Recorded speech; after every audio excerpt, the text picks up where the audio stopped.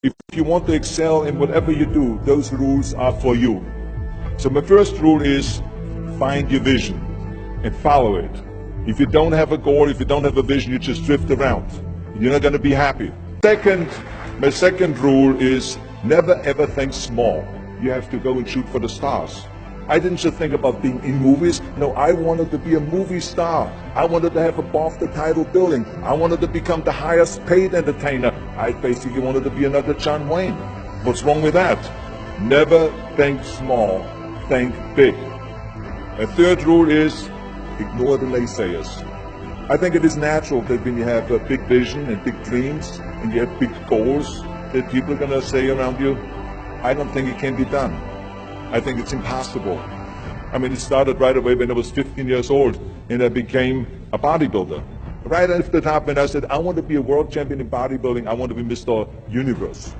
They immediately said, are you crazy? Bodybuilding is an American sport. Forget about it. That's nuts.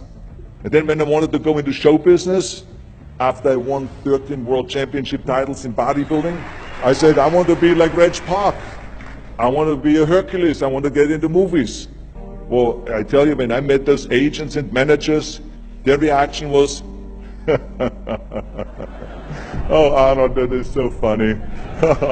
You want to be what, a leading man? Oh, come on. I mean, look, first of all, let's start with your body. You're gigantic. You're like a monster. And then your accent, oh, it gives me the chills just listening to your German bullshit. Come on now. Have you ever seen an international movie star with a German accent? It doesn't happen. Forget about that. And then your name, what is it, Schwarzen, Schnitzel or something like that? People are going to storm the theater and the movie houses because Schwarzen Schnitzel is starring in a movie. Oh yeah, I can see that already.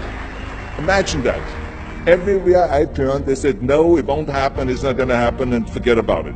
Luckily, I did not listen. I started taking acting classes, English classes, even accent removal classes. I ran around all day saying lines like, a fine wine grows on a vine. All of a sudden, I got a little break. All of a sudden, I got a TV show, a little part, then another little part, and then Pumping On and Stay Hungry, and then, of course, I landed the big role of Conan the Barbarian. So finally, I got the big break. And you know what was so interesting about it was the director said at the press conference, if we wouldn't have had Schwarzenegger with those muscles, we would have had to build one. And then when I did Terminator, James Cameron said the I'll be back line became one of the most famous movie lines in history because of Arnold's crazy accent, because he sounded like a machine. So as you see, everything that the naysayers said was a liability became an asset. Ignore the naysayers. The fourth rule is work your ass off. You never want to fail because you didn't work hard enough. It doesn't matter in what area you're in. No pain, no gain.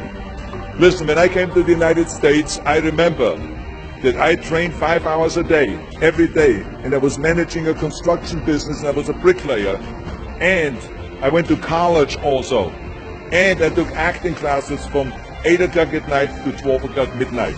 Every day I did that. Work your butt off. That's what I always believe. No matter what you do, work.